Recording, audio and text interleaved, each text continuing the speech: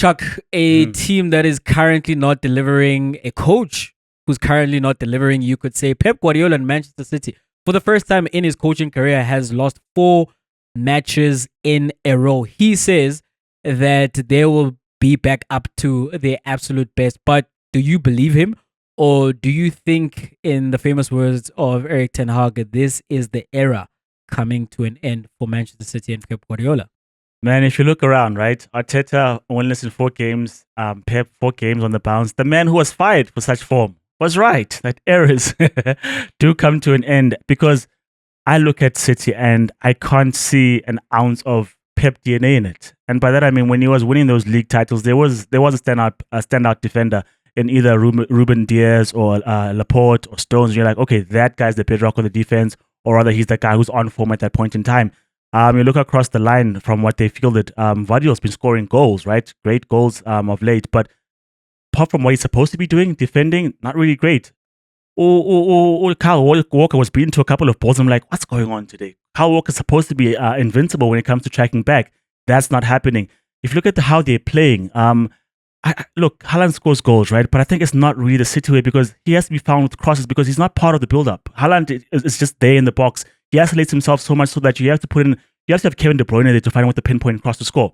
Apart from that, if he's not running behind the defense, it's not really an asset on the pitch. And so if you look at the players who are there, Bernardo Silva starting on the bench. I don't know if Foden is void of confidence at this point in time, but he was playing, not much to get from him as well. And so when I look at these performances, Jay, against Brighton now, against Sporting midweek, and against all the other opposition, Bournemouth as well, you're like, where's the spark? Where's the magic? Where's the creativity? Where's the cutback where there's a guy making a third run, a late run into the box, scoring? Where are the hallmarks of Pep football, the tiki-takas? And you think to yourself, about this time when he was at Barcelona, I'm sure this is when he took a break to go and play chess or study tactics from chess masters and move from the game, because I think the ideas are spent. I think the creativity is spent. Can he galvanize him again? Can he rejig the system? Call, Chuck. I'm sure he can. Yes, it's a big call, Jay, but what I'm saying is, Pep Guardiola doesn't have any ideas how to sort things out. I think Guardiola, Chuck. I think if there's anyone, you put your money on Pep, right?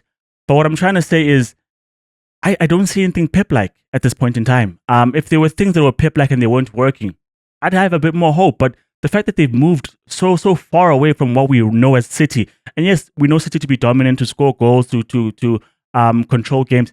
We know that, fine. But where are the passing patterns? Where are the overlapping runs? Where is the aggressive press? I don't see those things that are hallmarks of Pep Guardiola's philosophy. And so, because they're so far removed from that, I wanted to myself in terms of, does he still have enough in the tank? Because the very same guy who's his understudy, Arteta, I think he's in the same place. So I think these guys are looking so different from what their teams look like last season or the season prior. And so I worry about what they look like right now. And so I think it's about time he took a step back and got to replenish his energy. So my concerns about Manchester City, it's a great point that you raised in terms of defensively, right? They don't seem to have a defensive rock, nor anyone who is marshalling that defense. When you have a 19-year-old starting there, I know Barcelona have a 17-year-old playing in at centre back, but it's not really the place for young men, and they are missing some people. I was remarking that for the first time, really, maybe I can see that Ederson is a very good goalkeeper in terms of the goalkeeping side, because he's being asked to work a little more and he's pulling out some saves. It's not quite enough to stop them from losing those games. The other issue for me is the question of, if Haaland is not scoring, who's scoring? In the form that Phil Foden finds himself in, because last season he did carry the side in terms of goals and as well as assists when Haaland was out. He's not in that form. And Haaland as well, yes, he did score over the weekend against Brighton, but he's not in that form that we saw. He had like back-to-back hat tricks to begin the season, So the question is, if goals are not coming from Haaland, where are they coming from? Because it doesn't seem like it's going to come from the wingers. And Kevin De Bruyne is now back in the team. We know he's a goal-scoring midfielder, but we'll see what that looks like, because he struggled with injury the last couple of seasons. And the goals have been scored by Gvardiol, and it's happened so many times that you want to say that is by design. But like, yeah, I don't care who the coach is. I don't care what the system is. When you're relying on a defender to be scoring goals for you, I think you're in trouble. You Yeah. know. So I do think that they are in a problematic space, and I do think that they are in trouble.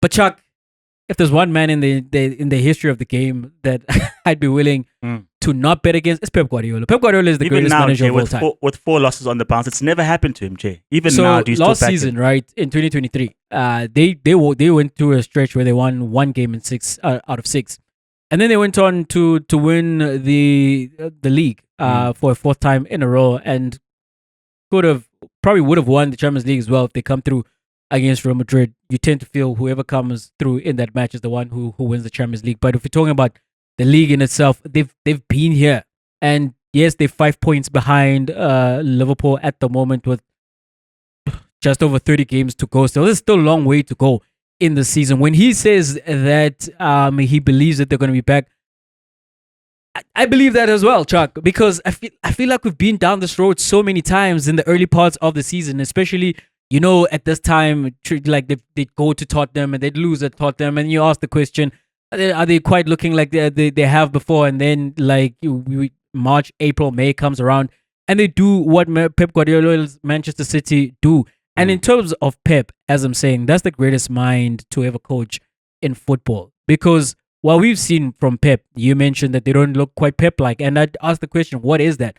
Because at Barcelona, yes, they play tiki-taka. He's not played tiki-taka anywhere else. And because tiki-taka was very much reliant on having Xavi and having Iniesta and those very specific players. They've played like a position dominant game, yes, but it's not quite being tiki-taka. He's adjusted to the players that he has. And when he came to City, he had like the flying wingers. You had like a Zane over there. You had a Sterling, and then he moved away to the ball controlling wingers. Mahrez was there, and Jack Grealish is a similar kind of winger. And then you go to the midfield. We saw the centre back who's inverting into the midfield from him, which was John Stones. Prior to Stones occupying that role, he had Cancelo inverting from the fullback into the midfield, and everybody started doing the same thing. And when everybody started doing that, as I'm saying, he then moved to John Stones being the one who comes into the middle of the park. We see how he's using Lewis at the moment. And yes, as much as I say you cannot rely on Guardiola being your goal scorer and winning you games, he does find himself in those positions because Pep Guardiola is coaching the system for him to be in those positions. It might not be working right now. But then, as I'm saying, if there is one mind in all of world football who is able to figure anything out, whatever problem that is thrown to him is able to come up on the other side with solutions, it's Pep Guardiola. So on the basis that it's him, I do think they're going to figure it out. And also on the basis that it is Manchester City, because previously we've thought of this team as mentality monsters, right? And I think one of the things that has happened to them, yes, one is injuries. So they're going to get the players back eventually at some point, healthy. The other thing, though, might be motivation, because this is a team that's won the treble and they've won like 4 league titles in a row. So you wonder, where is there to go from here? How do you motivate them to go again? And I think adversity is the best thing that could happen to a team like this, because now there is a carrot. There's something to aim for. There's something that you're chasing. It is Liverpool at the top of the table. It is your struggles in Europe as well in this new UCL format. So the combination of all those things, I think they're gonna be back, Chuck. And also, Chuck, I've just got PTSD, man. Like as I'm saying, like we've been down this road with these guys before. Like, maybe it's coming to an end, and then it's May and it's champagne showers at the Etihad. Usually, maybe it would be Pep, the guy at the helm, would turn things around. But eras do come to an end, maybe, and this is where maybe his powers have waned. Because Jay, you asked me, what does Pep Guardiola football look like? Pep Guardiola football looks like he can plug and play just about any player, and they look the same. And now he's in the same boat as the other managers who are bemoaning injuries. You can see that they're missing Rodri. You can see that they're missing Kevin De Bruyne, because they're trying to the Gundogan route with the Mateus Nunes. It's not working. I don't know why Bernardo Silva is starting on the bench, but he is. I don't know why Kevin De Bruyne is starting on the bench, because I think he played midweek. He's fit enough to start, but he is. And their patterns of play in the game where you're like, that's not Man City. Like Baleba for Brighton. That young man is amazing, right? But how often does an individual boss the midfield against City? Usually with City, there are cutbacks. Players like Sterling, who you don't think is particularly amazing, but because the system is great enough, it allows him to shine. The cutback and the 100+ goals for Manchester City, you can see those things. And the question is, you asked that if it's not Haaland, who's scoring? For me, that's not Pep like, because whenever he had the whenever he had Villa, Messi, and I think Suarez, there were goals shared amongst all the other players, just like every other Pep side where you can say, of course, Suarez, not Suarez. Who's the guy with Sanchez? Sorry, that's who I'm looking for. Sanchez, yes. Then you can say there's 20 goals from here, there's 50 there, there's 20 goals they're shared. But with this one, it's like, okay, it's working because Haaland is scoring 50 the one season, or maybe he's scoring 30 the other one. That's fine. But when he's not, where the Pep ideas flowing from is my question. Suddenly he's looking like, everyone used to say that he can put out his B team and still win the league. I don't have that confidence, because his B team, if we could call it that, because there's no Kevin, there's no Rodri, they're floundering, they're stuttering at this point in time. So I look at that team and I'm like, at least if there were hallmarks, or the patterns, or the things that Pep did and they didn't work out, he'll find out. But I can't see any of the Pep things. So I don't know. So Jay. there is the question, right? Where the goals are going to come from? Historically, he has gotten goals from Kun Aguero. He's gotten goals from Sterling. He's gotten goals from Phil Foden last season, where he was scoring double-digit goals in the league itself. Kevin De Bruyne has put up a 15-goal Premier League season as well. We mentioned Guardiola has contributed with goals. You've had the Ballon d'Or winner who also scored double-digit goals last season. You've had Akanji come through with a goal when needed. You had Company come through with a goal when needed. So the question is there, right? And I posed that question. And what I'm also saying is, like, I've seen this guy come up with solutions. So it might be Foden. It might be, I don't think it's going to be Doku, but it might be Doku. It might be Savinho. It might be the DM. It might be the defenders somehow, like either scoring the goals or helping to score the goals. I've seen it enough where whenever there were questions, he's been able to come up with solutions. And I think he's going to come up with one more solution this season.